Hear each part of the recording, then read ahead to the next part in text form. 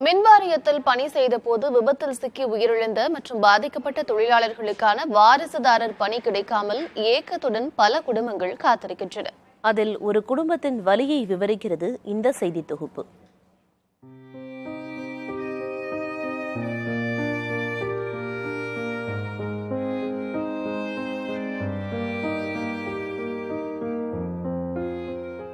நாம் பார்க்கும் கோவிந்தன் மின்வாரிய கள உதவியாளராக பணியாற்றியவர்.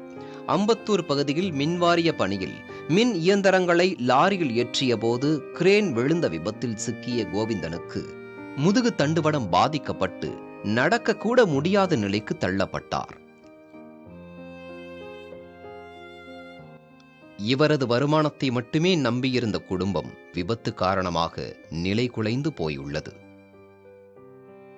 விபத்திற்கு பிறகு போதிய வருமானமின்றி நாள்தோறும் தேவைப்படும் குடும்ப தேவைக்கு கூட திண்டாடும் நிலைக்கு தள்ளப்பட்டுள்ளது கோவிந்தனின் குடும்பம்.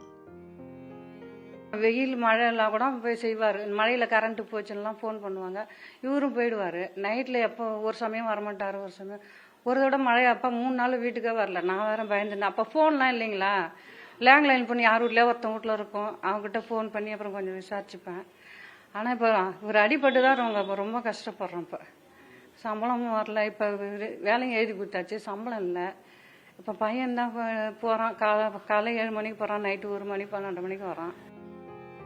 தனது வாழ்நாள் முழுவதும் மின்வாரிய பணியில் ஈடுபட்ட கோவிந்தன் மழை, புயல் மற்றும் கொரோனா என அனைத்து கடும் சூழலிலும் முன்கள பணியாளராக மக்களுக்காக உழைத்தவர். இப்படி உழைத்த தொழிலாளியின் குடும்பத்தின் நிலை அவரைப் போலவே எழ முடியாமல் இருக்கிறது. வாரிசுதாரர் பணி கிடைத்தால் குடும்பத்தை நிமிர்த்தி நிறுத்துவேன் என்ற அவரது மகனின் ஏக்கம் நீண்டு கொண்டே போகிறது. அதனால் மெடிக்கல் சர்டிஃபிகேட் கிடைக்கிறதுக்கு கொஞ்சம் டிலே ஆகிடுச்சு. அதுக்கப்புறம் அப்ளிகேஷன் கொடுத்தாங்க. அப்ளிகேஷன் பேப்பர்லாம் ரெடி பண்ணுறதுக்கே ஒரு 2 மாதம் ஆகிடுச்சு. எலெக்ஷன் வந்தனால அது நிறைய விஷயத்துலலாம் ஸ்டாப் ஆகிடுச்சு. அதுக்கப்புறம் இது கொடுத்து முடித்தவொடனே இப்போ 3 மாதம் ஆகிடுச்சு பேப்பர் உள்ளே போயிட்டு. இது கொஞ்சம் சீக்கிரமாக கிடச்சா நல்லாயிருக்கும் வேலை. 2005 பர்மனெண்ட் ஆகி ஒர்க் பண்ணியிருக்காரு. அடிப்படைனால இப்போ ரொம்ப கஷ்டத்தில் இருக்கோம். நாங்கள் அப்பாவுக்கு வருமானமும் இல்லை. இப்போ நான் மட்டும் தான் சம்பாதிக்கிறேன். நானும் ஃபுட் டெலிவரி தான் வேலை பார்த்துட்டு இருக்கேன். இதுலேயும் பெரிய வருமானம் கிடையாது. ஸோ வேலை கிடைச்சா கொஞ்சம் எங்களுக்கு வாழ்வாதாரம் உயரும். நாம் பார்த்த கோவிந்தனின் குடும்பத்தின் நிலை மட்டும் இப்படி இல்லை.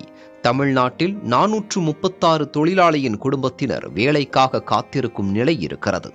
தேர்தல் நடத்தை விதிகள் இருந்ததால் காலதாமதம் ஏற்பட்டதாக கூறும் மின்வாரிய அதிகாரிகள் பட்டியல் இறுதி செய்து இருப்பதாகவும் அமைச்சர் ஆலோசனைப்படி விரைவில் முடிவெடுக்கப்படும் என்றும் தெரிவிக்கின்றனர். மழை, புயல் என முன்கள பணியாளராக மின்துறையில் பணி செய்த கோவிந்தன் சமீபத்தில் ஏற்பட்ட விபத்தின் காரணமாக படுத்த படுக்கையாக மாறியிருக்கிறார். மருத்துவ செலவு, வீட்டின் வாடகை என பல இன்னல்களை சந்திக்கக்கூடிய நிலையில் வாரிசுதாரர் பணியை தாமதிக்காமல் உடனடியாக தமிழக அரசு வழங்க வேண்டியது அவசியமாக இருக்கிறது. புதிய தலைமுறைக்காக ஒளிப்பதிவாளர் ஜோஷ்வாவுடன் செய்தியாளர் ராஜ்குமார்.